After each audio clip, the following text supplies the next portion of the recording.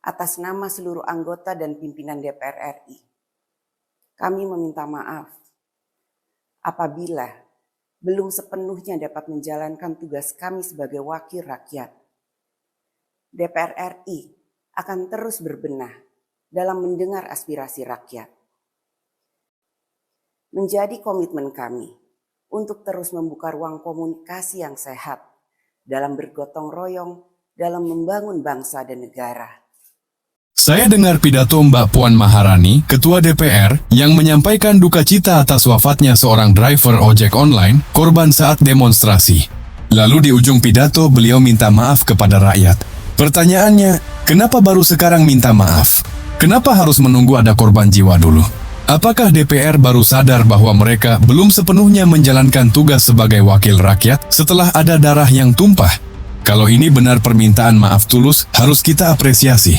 Tapi kalau hanya sekadar damage control, sekadar pencitraan di tengah menurunnya legitimasi DPR, ya mohon maaf, rakyat sudah bosan dengan drama itu.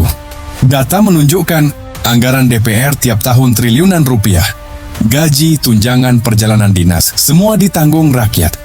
Sementara rakyatnya sendiri, driver ojol, buruh pabrik, petani, masih berjuang dengan upah minim, bensin mahal, harga pangan naik. Produktivitas DPR? Banyak RUU penting mandek, banyak rapat kosong, kursi bolong, absen seenaknya. Tapi kalau urusan anggaran fasilitas DPR, cepat sekali disahkan. Ini wakil rakyat atau wakil diri sendiri. Demonstrasi disambut dengan pagar kawat berduri, gas air mata, bahkan kekerasan yang menimbulkan korban jiwa. Baru setelah itu ada permintaan maaf. Tapi pola ini terus berulang dari tahun ke tahun. Jadi maaf ini apa? Sebuah komitmen? Atau sekadar ritual politik untuk meredam amarah publik? UU perampasan aset koruptor.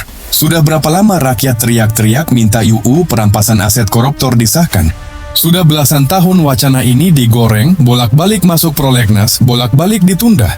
Terus kenapa DPR begitu lambat mengesahkan UU yang jelas-jelas berpihak pada rakyat, tapi begitu cepat mengesahkan UU yang menguntungkan oligarki dan pengusaha besar?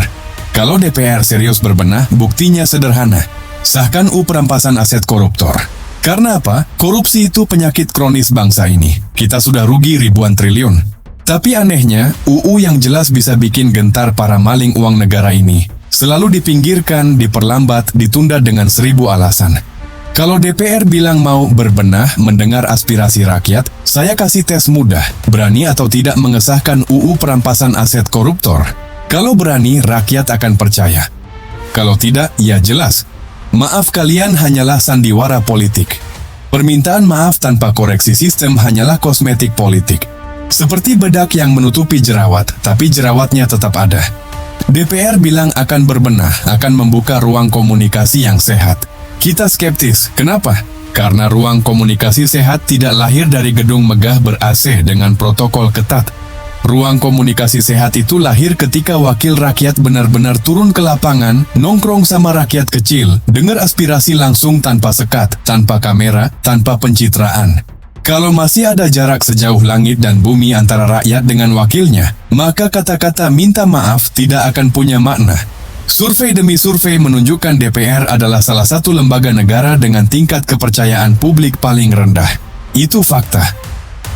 Jadi, Mbak Puan, kalau Anda bilang akan berbenah, ini pekerjaan besar, bukan sekadar janji. Kalau DPR serius, tunjukkan dengan aksi. Sahkan UU perampasan aset koruptor. Itu indikator pertama. Hapus privilege yang berlebihan. Jangan rakyat disuruh hidup sederhana, wakil rakyat hidup mewah. Efisiensi anggaran. Setiap rupiah dari APBN itu uang keringat rakyat. Jangan hamburkan untuk hal nggak esensial. Transparansi kinerja. Publikasikan data siapa anggota DPR yang rajin hadir rapat, siapa yang bolos, siapa yang kerja sungguhan. Biarkan rakyat menilai. Responsif terhadap kritik, jangan anti kritik. Kalau rakyat marah, jangan buru-buru stempel provokator. Dengarkan, pahami, respon dengan solusi. Tanpa itu semua, maaf ini cuma jadi lip service. Permintaan maaf DPR lewat Mbak Puan hari ini adalah momentum. Bisa jadi pintu perubahan kalau benar-benar ada aksi nyata.